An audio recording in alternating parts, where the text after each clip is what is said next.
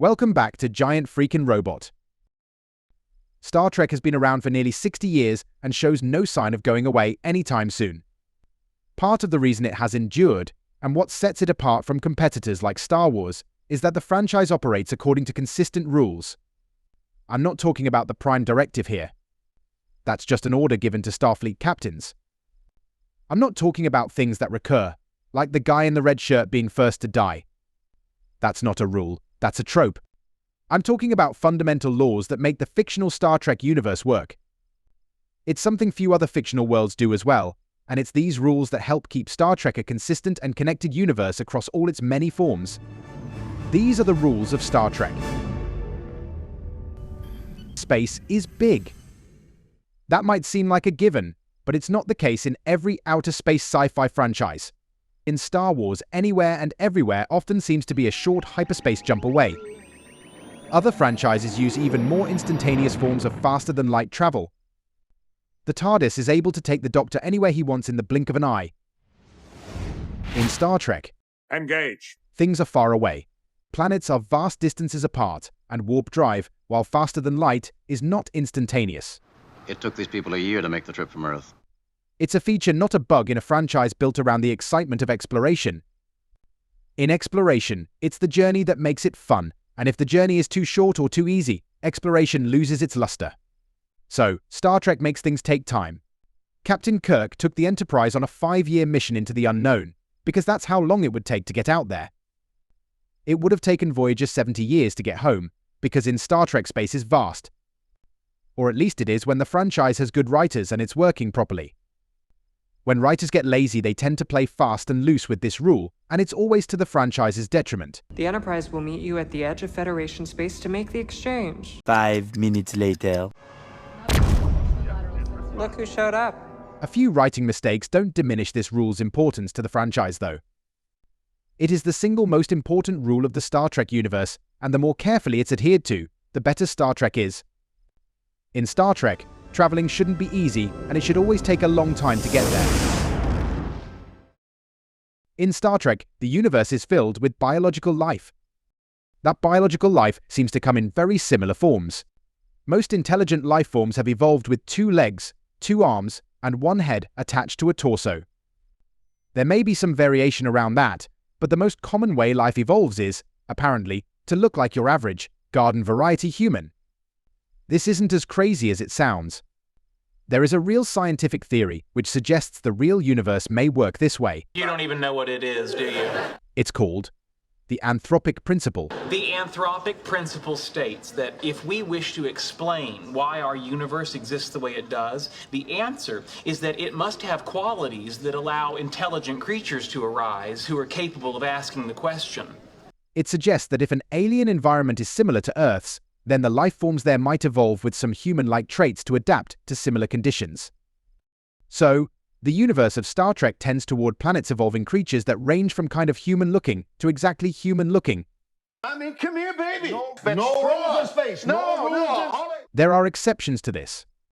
The Hortus, for instance, are a silicon-based intelligent life form that looks like a rug. But the rule of Star Trek's universe is one of infinite diversity in mostly infinitely humanoid combinations. Whether those humanoids are slow-moving lizards or Chicago gangsters, in the end we're all surprisingly similar. Right. Space may be big, but it's also a confined area.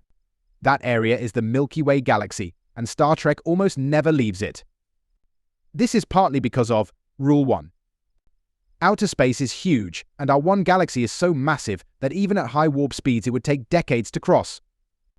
The distance between galaxies is even larger. Even if distance weren't a problem, there's the galactic barrier. In the Star Trek universe, the rim of our galaxy is surrounded by a massive energy barrier that makes leaving the Milky Way difficult. Attempting to penetrate it can result in anything ranging from godlike powers, Behold. and subsequent megalomaniacal madness to immediate death from explosion. This all means that in the world of Trek, not only is visiting another galaxy unnecessary, it's nearly impossible unless you're a very specific type of godlike being. So this rule doesn't apply to someone like Q or the Traveler, but in Star Trek, it applies to everyone else. In reality, the universe is a vast three-dimensional plane, best pictured as if you're floating inside a sphere with stars above, below, and all around you. There is a y-axis, an x-axis, and a z-axis. In Star Trek, everyone ignores this fact and acts as if the z-axis does not exist. This pattern indicates two-dimensional thinking. Starship maneuvering is generally limited to forwards, backwards, and left or right. On rare occasions, a starship commander will issue an order requiring his navigator to use the z-axis, as Kirk does in Star Trek II: The Wrath of Khan, and it's treated as if it's a revolutionary idea. Z-minus 10,000 meters. Stand by photon torpedoes. When it's over, everyone goes right back to acting as if up and down do not exist. It's why starships always seem to be oriented in the same direction. You'll almost never see a starship approaching another ship with its bottom up and its top down. They are always rotated the same way. It shouldn't be that way in space, but Star Trek has its own rules and they don't always follow reality. Making everything 2D results in some pretty stunning space battle sequences. I'd say it's worth bending real-life physics to make those battles happen.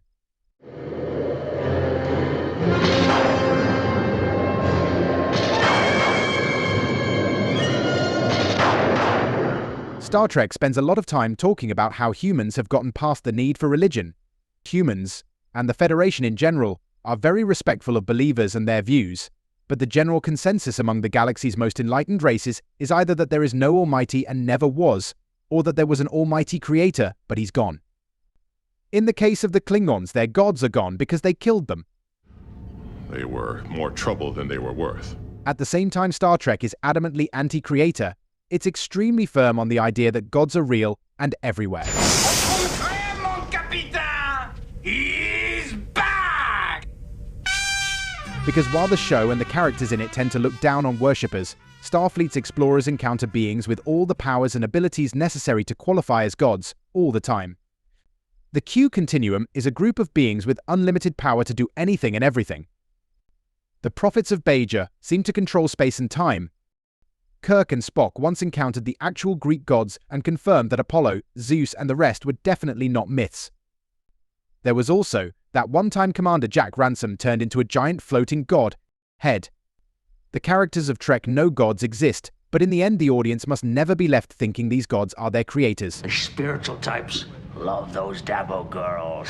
Why in universe so many persist in avoiding belief is unclear, when it is clear that many of the god-powered beings they meet could indeed create life forms and put them on a planet.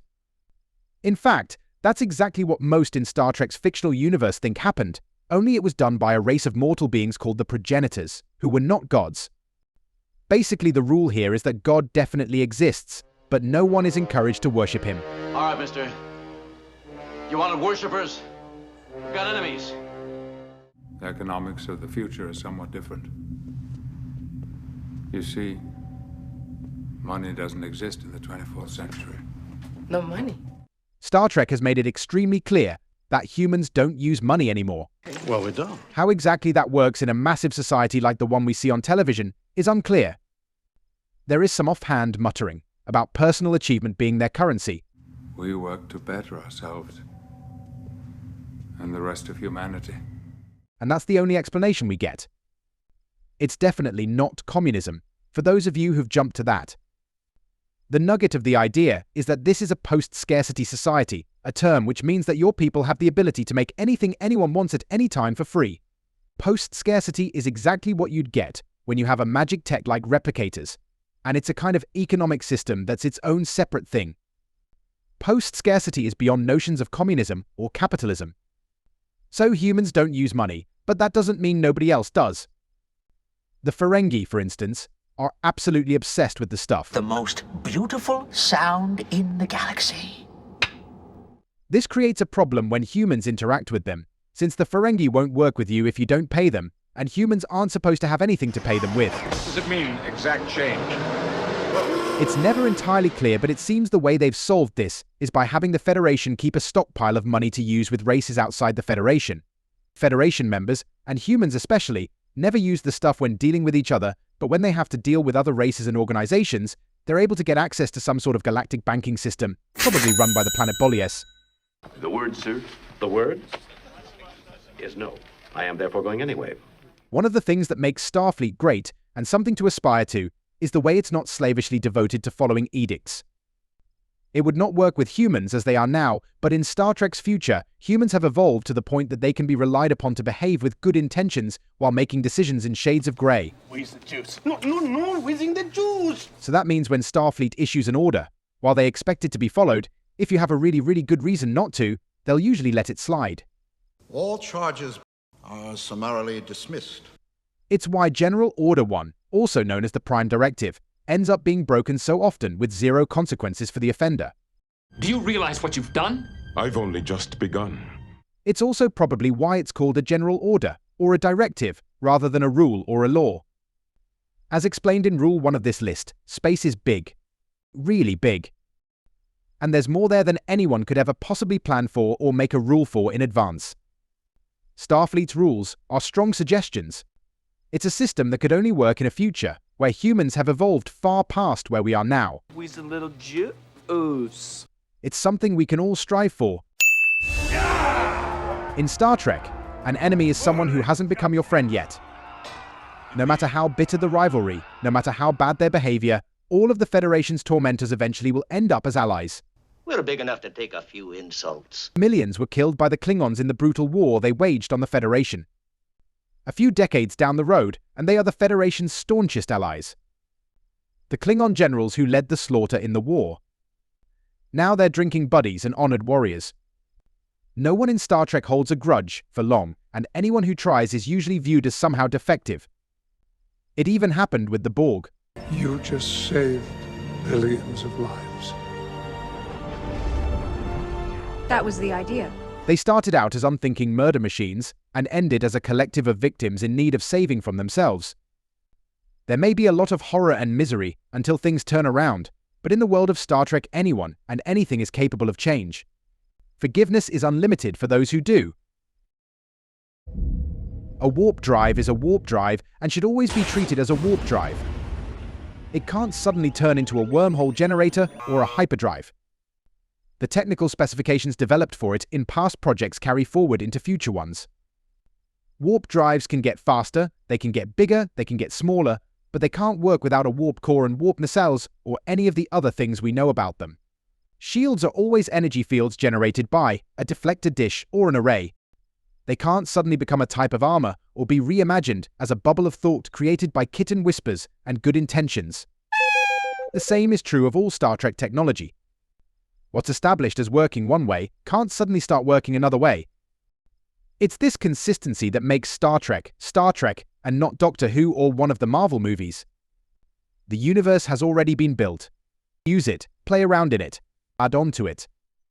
But you can't change these fundamental parts of it. Admiral, there be whales here. Those are the 9 most important, foundational rules of the Star Trek franchise. Is that a lot? They aren't always followed perfectly, but Star Trek does make an effort to stick with them. When it deviates from these basic, fundamental principles, it stops feeling like Star Trek and starts feeling like something else. And we've already got plenty of something else. Future Star Trek writers take note and start writing with these 9 rules as a compass pointing the way to greater creativity, not an impediment to it. Until next time, this has been Giant Freakin' Robot.